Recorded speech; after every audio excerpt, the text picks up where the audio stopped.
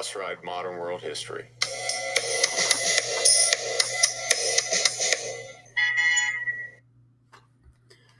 All right, guys, so I'm going to do my best here today, trying to combine a few lessons into one, just to make things a little bit more efficient here, and especially keeping in mind the fact that we lost basically 2 weeks of instruction. Basically, what we're going to be covering in this screencast is what is generally considered the Mao years of Chinese history, a period of time from 1949 until 1976, where Mao Zedong is basically the unquestioned totalitarian leader of mainland China. Now, where I'm going to kind of extend this lesson as well, though, is that we're also going to look at kind of the changes that take place directly after Mao's death, specifically during the tenure of Deng Xiaoping as the leader of the Communist Party. So again, we're kind of combining a few lessons into one for the sake of time. Now, where we left off in the last lesson was with the end of the Chinese Civil War in 1949, the defeat of the Kuomintang. They're fleeing to the island of Taiwan. And basically then in 1949, you have the proclamation by Mao of the People's Republic of China, aka Communist China. The thing I always say, about Mao is, there are a few things I always say about Mao, is that first of all, Mao is a very polarizing figure. He is somebody that, is viewed in China as this kind of national hero, this great kind of founding figure. He's somebody who is responsible for lifting, hundreds of millions of people out of poverty and giving people better lives. But he is also somebody who, when you look at the death totals associated with his reign, you look at some of the decisions he made, puts him up there was probably some of the most evil, despicable human beings in all of human history. So somebody that definitely has a very kind of conflicted legacy for sure. The other thing also, that I always point out about Mao is if you look at his 27 years as leader, his actions kind of follow the same general pattern of behavior. He typically does purge, then program, then purge, then program, then purge, then program. So what I mean by that is he eliminates ruthlessly any kind of opposition. Then he makes some major changes to China, or he unveils some big kind of national effort. And then he follows that up by then purging any additional voices of dissidence. So he's pretty much going to do this throughout, the entirety of the rest of his life. Now, after gaining power, the first thing that he does, primarily from 1949 through 1953, is he does enact a major nationwide set of purges. And estimates in terms of these purges are all over the place, because frankly, there was very little in the way of record keeping. It was not like these purges were accompanied by any kind of trials or formal proceedings. Generally, it was things where people were apprehended, they were brought out back, they were summarily executed. In this first wave of purges carried out by Mao, probably the most common estimate that I've seen is somewhere in the neighborhood of 5 million people were executed in those first few years. Generally, people that were killed were people that he suspected of potentially getting in the way of his plans in the future. So, basically the people with the most to lose, people like, landowners, especially. If you were somebody that was a large landowner, chances were you were eliminated during this period of time. Businessmen. If you were somebody who was a wealthy businessman, you were generally eliminated. If you were somebody who was a former KMT member or sympathizer, even if you had switched sides during the Civil War, those people were generally rooted out and eliminated as well. And any kind of person who had connections to the West. So if you were Western educated, if you had lived abroad for 25 years, if you had worked for maybe an American company, those were also things that kind of got you on Mao's hit list. So this picture that I put up here is just a picture of a landowner on that person's land, basically getting lined up for execution by a common CCP soldier. Now, the other thing that Mao also sets up during this period, and Mao, the other thing about him to understand is he always kind of modeled himself after Stalin. I mean, you figure the two guys were contemporaries for at least until 1953 when Stalin dies. Mao viewed Stalin as a guy who, was the ideal communist leader, somebody who had taken a backwards agrarian society and transformed it into a modern superpower. So Mao was always trying to do the same kind of thing. So it makes sense that Mao would employ very similar kind of tactics. So one of the first things that he also does during this kind of beginning period is he sets up a really extensive series of labor camps where, throughout his reign, tens of millions of people suspected of disloyalty or dissident were sent away to what were called reform through labor camps. Basically, we're going to send you there, we're going to have you do hard work, and hopefully it's going to fix you and make you a better member of this communist society. So, of course, in the propaganda, like you see in this painting here, these were built as these great places for rehabilitation and that they were almost a utopia in their own right. But in reality, many of these places were in extremely harsh environments, the foothills of Tibet, out in the western deserts of Xinjiang, and people, oftentimes died of exposure to the elements, disease, malnutrition, etc. So, again, millions of people are going to die in these camps starting as far back as 1949. Now, the kind of getting out of the way any kind of potential opposition, then the first major change that Mao unveils in Chinese society is massive collectivization. Now, we had highlighted in our look at Stalin, because this was, again, a Stalin idea that Mao copied. Collectivization was basically where you would abolish privately held farms and you would combine then the former private land to make these like massive communal farms. And in the Soviet Union, for example, it was very common to have, these large collectives where maybe hundreds and hundreds of people all worked together and lived together and shared, the equipment and shared the seed and ate communally.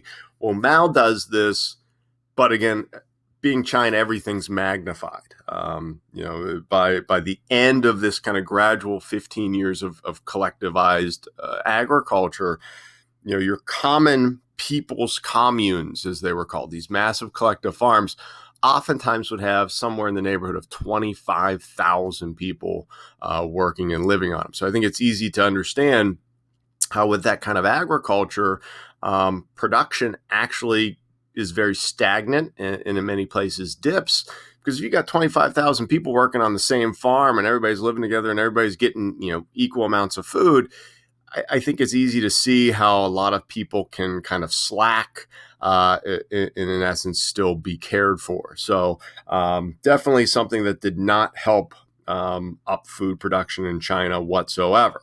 In addition to collectivization, these are just some additional pictures of collective communal farms. And of course, they're all highly propagandized. But in addition to, collectivization, Mao in this kind of early period also did some things that did drastically improve millions and millions of people's lives. I mean, again, if you were some super poor peasant prior to the Civil War, collectivization probably represented a increased standard of living for you. Some other things that Mao did was that, he enacted civil rights for women. In the communist model, all people do the same amount of work, all people get the same level of resources and proceeds. That applies as much for women as it does for men. So women who had always been significantly oppressed in traditional Chinese society, all of a sudden saw their status improve exponentially. Mao did some steps to simplify the Chinese language and to try to promote more in the way of publicly funded education. So that in itself increased literacy significantly. Some of the more maybe negative traditional practices in China, things like foot binding, were outlawed unto threat of death. Same thing with opium. I mean, opium use, if you were caught with opium, selling opium, using opium, it was an automatic death sentence. So issues with the foot binding, issues with opium abuse basically disappear overnight. And again, these are viewed as kind of universally positive things. Now, having enacted collectivization, having made some of these major changes, we then see in 1956 and into 1957, Mao's kind of second major set of purges. Basically, the purge meant to kind of get anybody that maybe had gone through the cracks the first time around.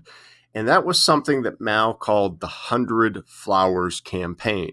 Now, you might say, well, what kind of name is that for a purge? Well, basically, this was like a purge in disguise.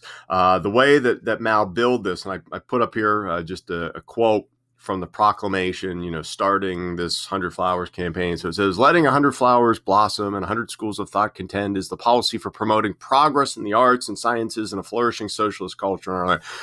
What does that mean? Well, basically what Mao was saying to the Chinese population, he said, okay, we've made these changes. We've made these experiments. Now I want you to tell me how they're working.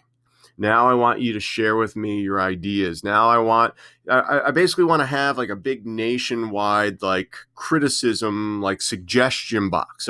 So tell me, the good and bad of collectivization. Tell me the good and bad of some of these other policies. I want you to write in. I want you to share your ideas. This is going to promote our progress moving forward.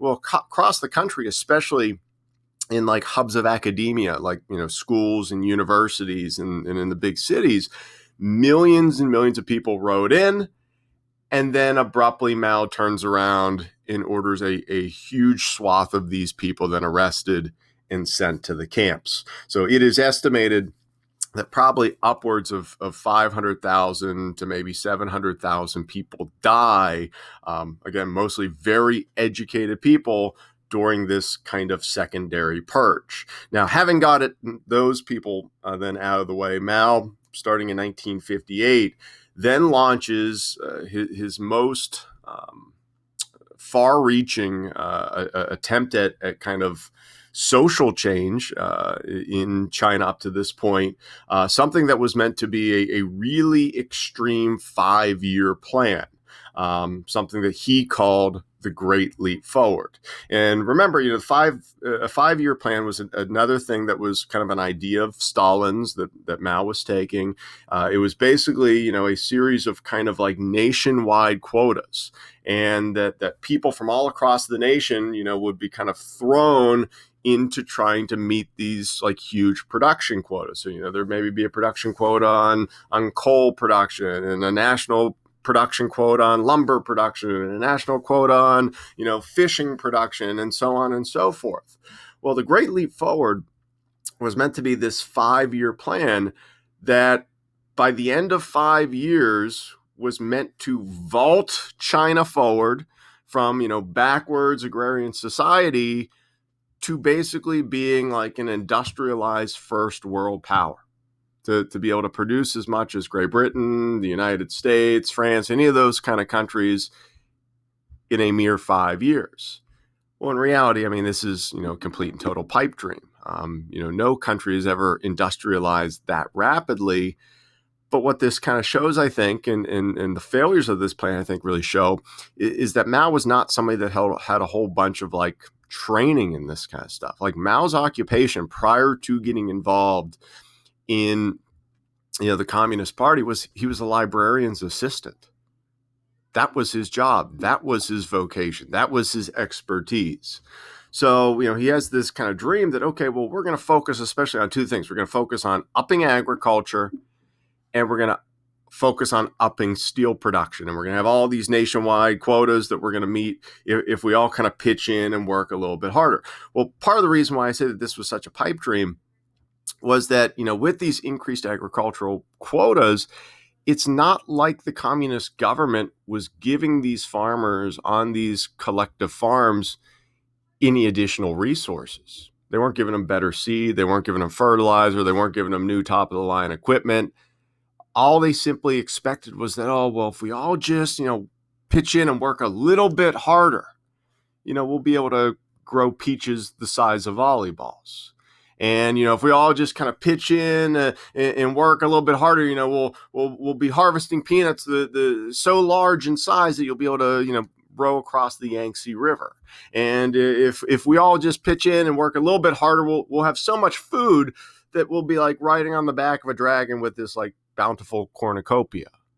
Okay, I mean, that's not what these propaganda pieces really are saying, but in essence, that was kind of the promises made by the Communist Party, that if we all just work a little bit harder, we can transform our society into this superpower overnight.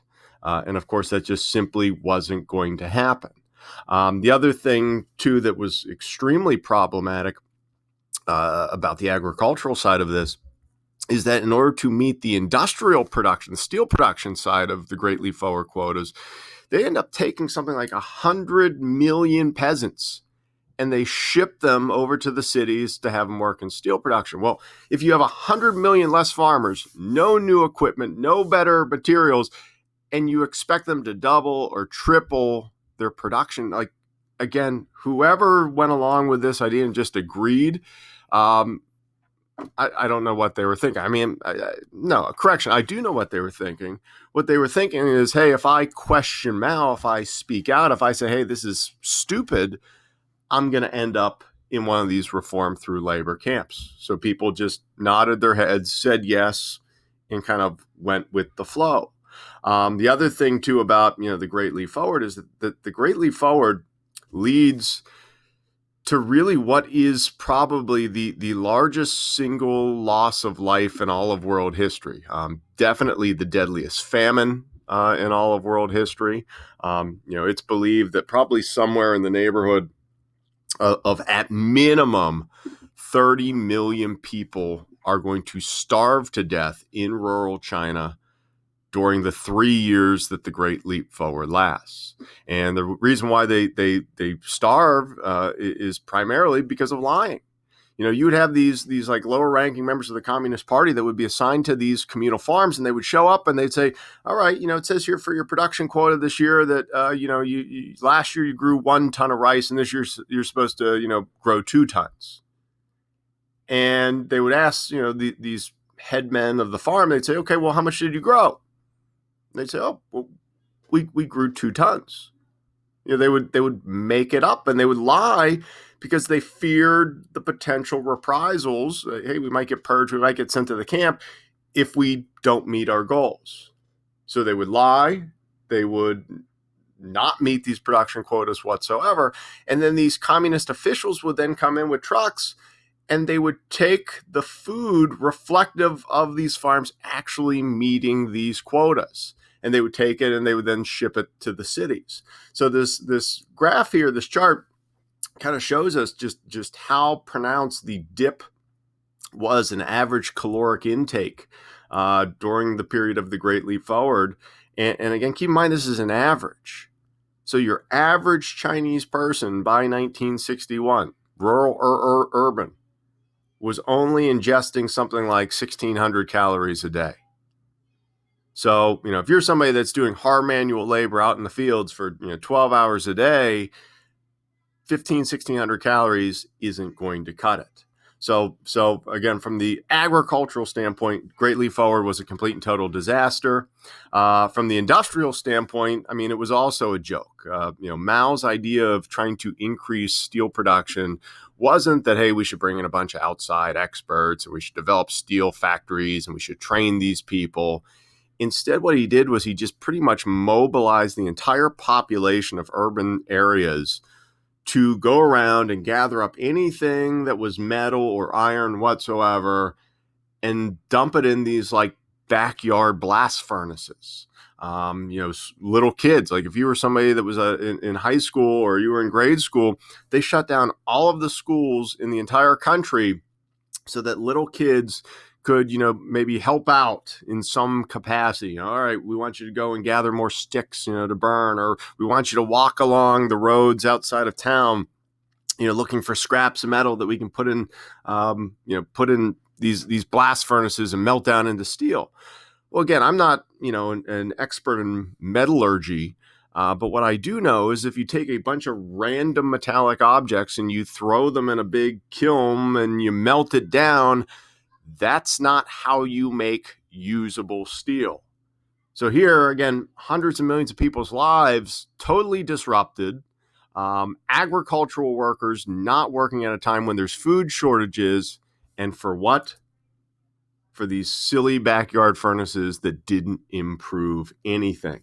So by about 3 years into this, word of just the vast hardship, the colossal failure of this program starts to reach members, of the Politburo, higher-ranking members of the Communist Party, and they basically force Mao to pull a plug on this whole program.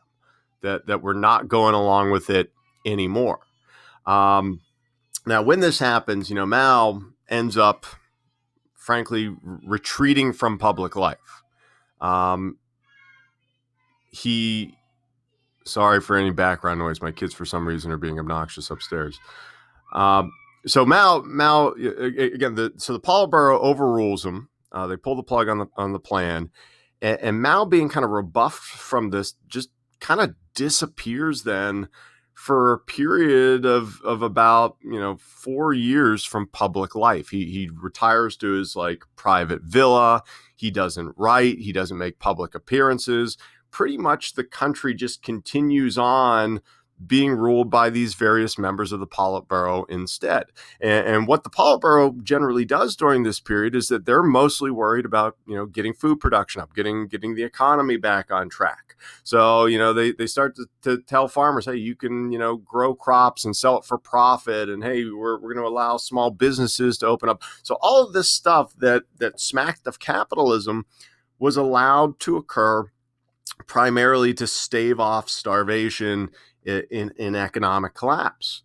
Well, Mao sits by again for about 4 years, watches this happens, and then in 1966 he makes this kind of dramatic return to public life to announce the beginning of what he calls the Cultural Revolution. That basically, the country had gotten off track in its pursuit of this kind of communist utopian ideal, and that they needed a second revolution in order to kind of get them back to where they needed to be going. I always say, the Cultural Revolution in a nutshell was kind of two things. A, it was meant to undo anything that smacked of capitalism, stuff that Mao saw as really bad. But it was also meant to regain total power for Mao, that he felt had been taken from, to ensure almost this kind of godlike worship of him. So, from this period, the amount of political propaganda that comes out is just incredible. You look at this one, poster here from the early part of the Cultural Revolution, and here you have this kind of godlike Mao hovering off in the distance, this kind of father always kind of watching over his children. And that was kind of the way that he always projected himself during this period of time. Now, the main mechanism of enforcement utilized in the Cultural Revolution was something called the Red Guards. And the Red Guards were people basically your age. They were primarily either high school kids, maybe college kids, where Mao said basically hey, if you're a young person and you believe in the ideals of communism and you want to take part in this revolution, come to Beijing. We'll pay for your transportation. We'll pay for your room and board. We will make you a Red Guard. And they would hold these huge rallies, where all these different communist officials would give these speeches. They would then issue these standard uniforms. And then they would send the Red Guards back to their home provinces pretty much with unchecked power to seek out anybody at all that they saw as an enemy of the revolution. Somebody that was trying to circumvent these gains that had been made prior to the period of Mao's voluntary exile. So, you think about this logically. I mean, you give a bunch of teenagers pretty much police powers. You say to them, hey, you can arrest whoever you want. You can, take stuff from whoever you want. You can search people's houses. You give a bunch of teenagers those kind of powers and you send them home. What do you think's going to happen? Well, what generally happened was that the first people that the Red Guards went after were generally people that they were looking to settle scores with. So, maybe you had that person at school that you had always hated and always got on your nerve, and now it's like payback time. Now I'm going to go and I'm going to arrest you and say that you're a counter-revolutionary, and maybe I'm going to disgrace your family, and we're going to search your house and smash up everything in the process. That's the kind of stuff that happened quite a bit during this 10-year period. By occupation, the occupation that was most commonly targeted by the Red Guards, teachers.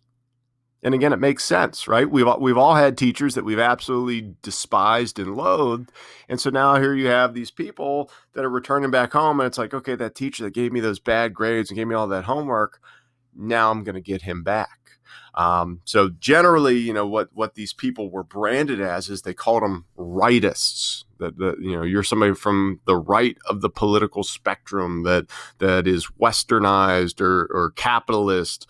The other thing that they also rooted out were people that clinged to kind of like old traditional ways. That was also viewed as kind of an enemy of the revolution, because, if you were somebody that held on to like traditional beliefs, your loyalty wasn't to the state. Your loyalty wasn't to progress and making these major societal changes. So if you were somebody that maybe had, for instance, like a sculpture of the Buddha in your house because your family were traditionally Buddhists, that could get you arrested. That could get you sent to the camps. That could have your possessions seized, a whole slew of potential negative consequences. The other thing also very endemic of the Cultural Revolution that you see in a lot of the propaganda and artwork from the period and that you see in these pictures were things that were nicknamed Little Red Books. And the official name of these books it's called Quotations by Chairman Mao. It was a small little book that was meant to fit in your lapel pocket, and you carry it with you at all times. And it simply had a whole bunch of like short little writings by Mao that you would be expected to memorize and recite. Oftentimes there'd be public rallies where everybody would bust out their little red book and read passages of it together orally. You think about what Mao was doing through this is it was meant to be a form of brainwashing. Of indoctrination. I mean, I've read a bunch of memoirs on the subject, and one of the things that these authors oftentimes talk about is that the entirety of their schooling during the Cultural Revolution all revolved around them just simply reciting and studying the Little Red Book day in and day out. That maybe 40, 50 years later, they can still remember many of the quotes from that book because they read them so many times over and over and over again. So again, just some pictures from this era. So you can see one of these mass rallies where they're rounding up a bunch of traditional artifacts and destroying them. This one I think is more of like a book burning. Any kind of counter-revolutionary thought or ideas were rounded up and burned. Another thing that's very synonymous with the Cultural Revolution were these things called denunciation meetings. So if you were somebody that was denounced as a rightist, as an enemy of the state, as somebody that maybe didn't support Mao or the ideas of communism, they would oftentimes, the Red Guards would drag you out of your home. They put you in this little position here that was nicknamed the jet plane, which would oftentimes dislocate your shoulders. They would have you kind of kneel down, oftentimes on a sharp object or a street curb. And they would sit there and they would then publicly denounce you, and people from the neighborhood would be expected to come out and kind of circle up and kind of join in, where everybody, would verbally trash you. People would strike you and beat you up. Many people were killed during these denunciation meetings from, blunt trauma. But the larger effect socially was that, Chinese society is a society traditionally has valued reputation and upholding the family name. So, a lot of people theorize that there was probably hundreds of thousands of suicides that occurred during the Cultural Revolution as people were publicly shamed and then took their own lives. So again, something that we really don't have any kind of documentation of whatsoever, but it's believed that during the Cultural Revolution that, again, tens of millions of people were sent to the camps. A lot of really neat stories about the Cultural Revolution, what people went through. One of the best books I've ever read on the subject was a book called The Little Red Guard. A very easy to read book. It's probably written at like an 8th or 9th grade level. And it's a story of this, I forget, I think it was a boy in China who was growing up during this period. It's his memoir about his family. And his grandmother was very old and was dying. And her dying wish to the author's father was that you had to give me a traditional burial, that I want the traditional lacquered coffin. I want to be brought to my family's mausoleum. Again, if you've ever seen like Mulan, like those kind of family burial chambers were very traditionally typical in Chinese society. So I want to be brought to that part of the country where I'm from. I want to be put in my family mausoleum. I want all the traditional pomp and circumstance that went along with the burial and the funeral. You have to promise me this. And so the dad promises this. Well, about a year into the Cultural Revolution, the government then outlaws burials, outlaws those family mausoleums, and decrees that every single person had to be cremated, that basically we're all equal in life and we have to all be equal in death. So you just like bring your loved one, to the after they died, you bring them to this big public cremation facility, and they would dump all the bodies into these ovens at once, and then you could come pick up the ashes later on. And who knows, what ashes you were even actually getting. So anyway, neat story is all about how like this family is like building this coffin in secret, and like they hide it. They pretend that it's like a coffee table with like a throw over top of it. And then the dad has to figure out like, okay, how do I transport my dead mom in this coffin like hundreds of miles away? And so he has to make all these deals with people. And it's just fascinating because at any point in the story, if a Red Guard would have caught on to what they were doing, the dad probably would have been killed. There's a good chance that a number of the family members would have been sent to the camps. And there's a good chance that probably you would have never heard from many of those people ever again. So an insanely disruptive time period that tore families apart, neighbors, tattled on neighbors. And it was a time period of complete and total chaos that really only ended with Mao's death in 1976. Now, before he dies, probably the last major significant thing that he did, and again, I'm kind of glossing over some of his other accomplishments. China, for instance, develops the atomic bomb during his tenure. He gets the Chinese involved in the Korean War. I mean, there's some other really important stuff too. But the last like major kind of cherry on top signatory moment of Mao was in the international arena, was his normalization of relations with the United States in 1972. Basically, he invites then President Richard Nixon to China. Nixon makes this like surprise arrival, caught everybody off guard. Members of Congress didn't even know that this was happening. And this was a big deal because up to that point, the United States government did not acknowledge the communist government in China as a legitimate government whatsoever. Instead, we only acknowledged the Kuomintang government in Taiwan as the legitimate government in China. Well, basically how this all comes about was that, I mentioned that, okay, Mao is this disciple of Stalin. He thought Stalin was this great guy. Well, when Stalin dies in 1953, the relationship between the Soviet Union and Mao in particular sours very, very quickly. In fact, there was a Soviet leader by the name of Nikita Khrushchev who enacts a program called de-Stalinization of the Soviet Union, that we're supposed to eradicate Stalin's legacy, that we need to be truthful in the history books about all the bad things that Stalin was responsible for. And so when Mao, catches wind of this, he's like, well, wait a minute, you're straying from the path of true communism. What do you mean? You don't like, you're not celebrating the legacy of Stalin anymore. He was this great leader. And by the way, if you're criticizing Stalin, inadvertently, then you're criticizing me. So you get this situation where at one point, like the Chinese-Soviet border ends up being heavily militarized, like over 1 million troops are sitting there massed on the border on either side. There's threats being lobbed back and forth. They break off relations with one another. And Nixon sees this and he says, hold up. Like, this is the middle of the Cold War. This is when things are really heated. And, maybe, that whole saying about an enemy of an enemy is a friend can be true here. So that's kind of what this political cartoon, again, kind of speaks of, the souring relationship between the two countries. So Nixon arrives 1972. And basically, they do this big publicized kind of tour of the country over the next few days. There's a famous picture at the bottom there of Nixon, being shown around with his right-hand man, Henry Kissinger.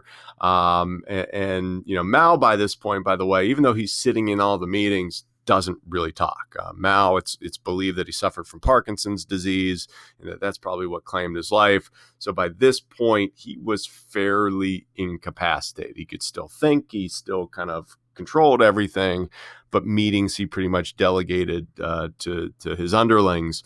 Now, what this visit ends up cementing and why it's so important, other than just the acknowledgement of communist China, is that up to this point in the United Nations, again, Taiwan had a seat in the United Nations Security Council.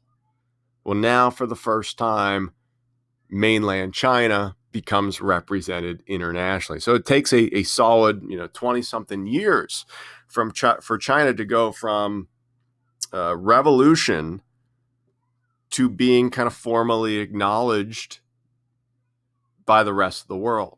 So again, something that kind of happens at the tail end of Mao's life, has very far-reaching effects. As a summary, I put up here, this is from a French source, but I've seen totals all over the place. Kind of a summary then, again, of the deaths of Mao's legacy. And you look at that bottom number, total potential range of deaths that he's directly responsible. 44.5 to 72 million people. So when Mao dies, it was a real turning point moment in China. I mean, here, they had gone through the revolution. They had gone through 27 years of purges and people getting sent to camps and everything else. And when you looked at the situation, while some people's lives had improved, while people as a whole, especially in agriculture areas, their standard of living had improved compared to the imperial days, of the Qing dynasty, for the most part, many people were saying, well, where's like the promises that were made to us? Like, where's this like utopian workers' paradise? Like, where is like this bounty of riches, and like, why are we still kind of struggling to get by? So the guy that I always say really delivers kind of on those promises, the guy that takes China and really transforms it into the major modern superpower that we know today, is the person that pretty much takes power after Mao and is going to reign as the leader of the Communist Party there for 17 years, a man by the name of Deng Xiaoping. So yes, that is how you pronounce that name there that you see at the top of the slide, Deng Xiaoping. Deng, was somebody, who had served in the Chinese Communist Party for a very long time, dating back to the Civil War. Deng, unlike Mao, was somebody, though, that did have some important skills and training. He was a university-educated economist. He had traveled abroad somewhat prior to the revolution, in part because of his training and experience. He was somebody that was actually purged by Mao on 2 separate occasions. So he was actually sent to the reform through labor camps, and then was kind of called out of there because, Mao needed help on something. And then during the Cultural Revolution, he was sent there a second time, in part for being one of the people who had encouraged, profit making after the disaster of the Great Leap Forward. Well, when Mao dies in 1976, at first there was kind of this like little power grapple going on within the Politburo. There was people that didn't like Mao and thought that the Cultural Revolution had gone too far. There was a lot of people that were supporters of Mao that thought that they needed to keep the Cultural Revolution going. So there's this kind of back and forth power jockeying that went on until 1980, at which time the Mao supporters were basically rounded up and sent to the camps themselves, and more moderate leaders of the party end up gaining control and choose Deng Xiaoping to then be the leader. And Deng, what he ends up then instituting his program was something that he called the four modernizations. So basically, the country as a whole needed to work to modernize in four main areas. They needed to modernize their agriculture. They needed to improve their military and defense. They needed to modernize industry. They needed to kind of up their level of technology across the board. And Deng's main way to do this was to inject some level of capitalism. I oftentimes say that when you look at like what Deng did, it's really no different than what Lenin had did directly after the Russian Civil War in the Soviet Union. I mean, both guys understood that pure 100% communism doesn't work. Doesn't work. People don't produce enough. People have no self-motivation. It's going to stagnate. It might work short term. It's not going to work long term. But if you give people an incentive to make money, gain possessions, improve their lives, all of a sudden they're going to innovate and they're going to up their production. So in terms of some like practical changes that Deng makes with the four modernizations, one thing that he does is he completely gets rid of collectivization. He blows up the big communal farms, and instead he enacts a program, or what he calls it, basically a variation of this still exists in rural China today, something that he called household management, household responsibility. And basically what household responsibility was that every rural peasant farmer was guaranteed the ability to lease the same quantity of land from the government. Okay, so like if you're somebody living in like southeastern China and like a rice producing area, like you're guaranteed at least 4 acres of land that you can rent from the government to farm. It's not your land, you're renting it.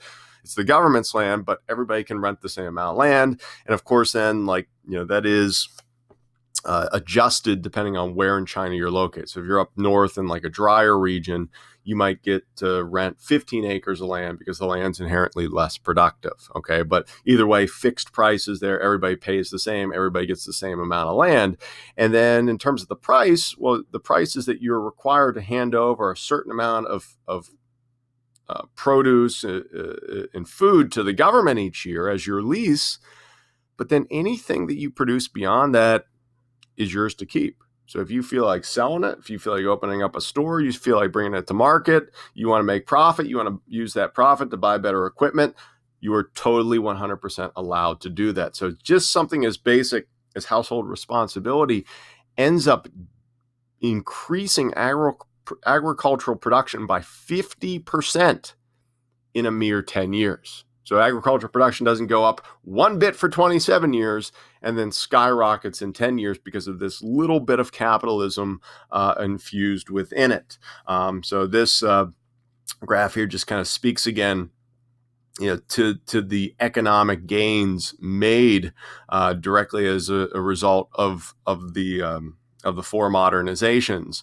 Some other things that Deng allowed is he allowed for the first time small businesses to operate in the open.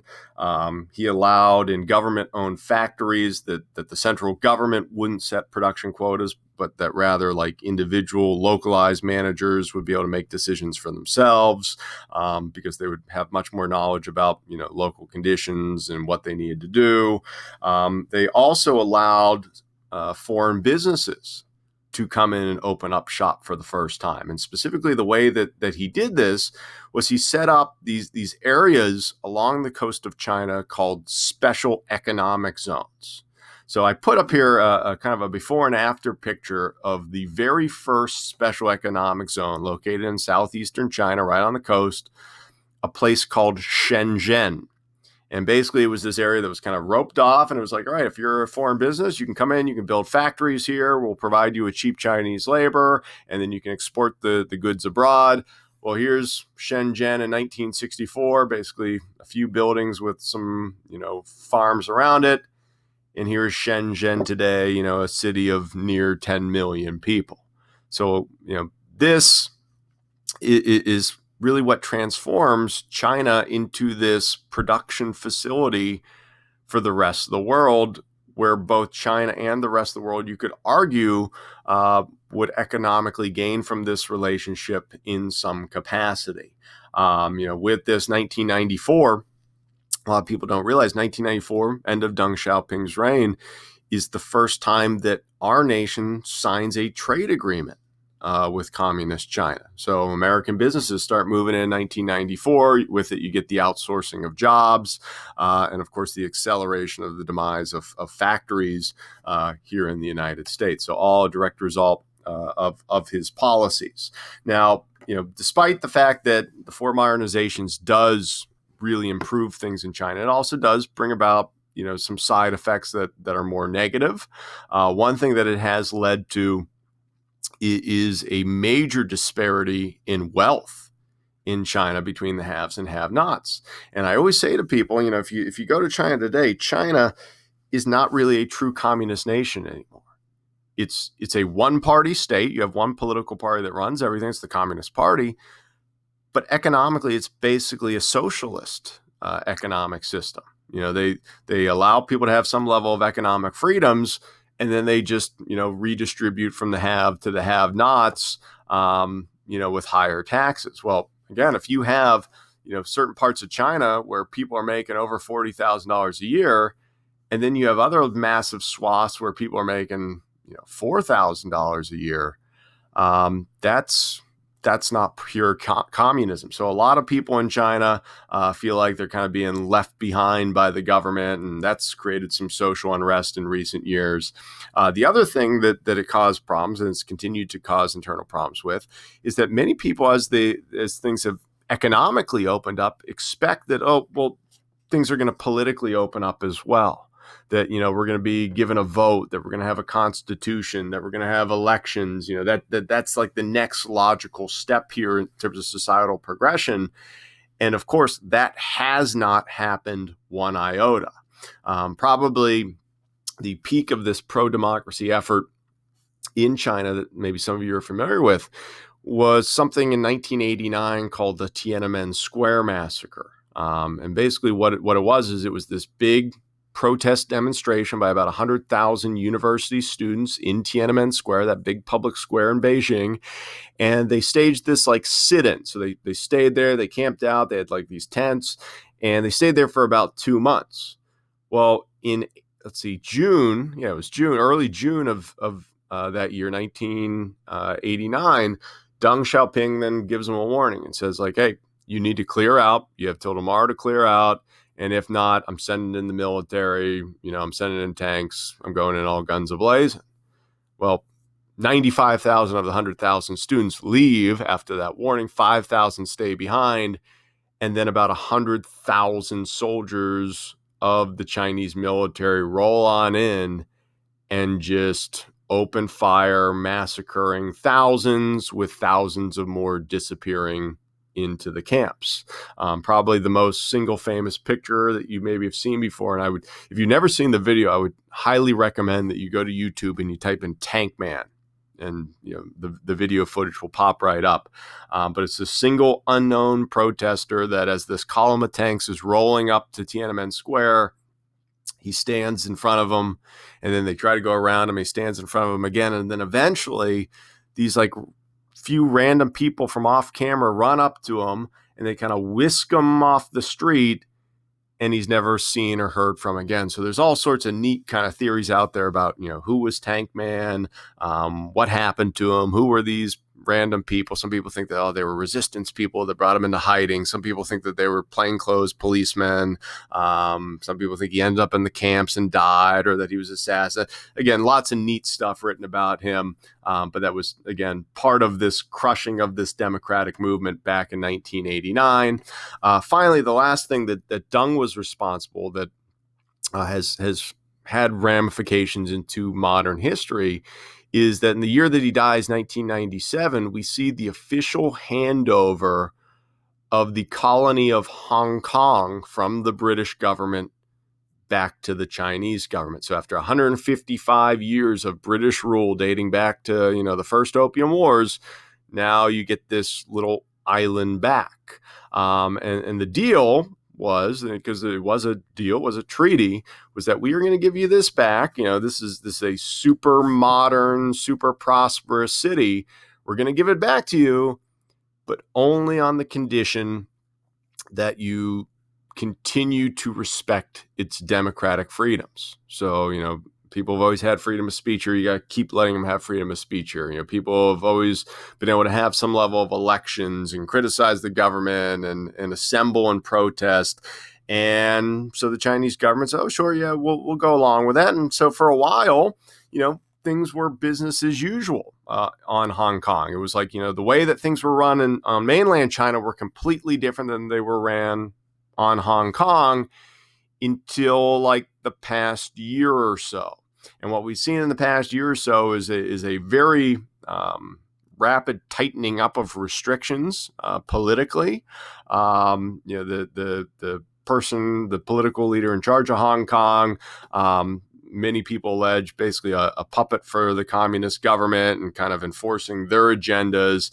And so what we were seeing in the news, it seemed like week after week, day after day, leading up to this whole, coronavirus situation, were mass public protests and riots in Hong Kong, all about restoring this kind of promised democracy. So again, something that Deng with this handover set into motion. And so I just wanted to make sure I was not remiss in explaining the background between that as well. Now, again, this was kind of a quick, rushed, and perfect coverage of the past, 60 years of Chinese history. But again, what I want you to understand, if nothing else, the big takeaway is that the Mao years were years of chaos. The Mao years were years of death and destruction and society being turned up on its head over and over and over again. And for what? Frankly, not much. But what we've seen here, and what we'll see the Soviet Union try when we get to that topic, is that, a little bit of capitalism, a little bit of allowing people to make money goes a long, long way in terms of extending the life of a communist regime. So we'll stop there. If you have questions, of course, just post them and reach out. And I'll see you in our next lesson.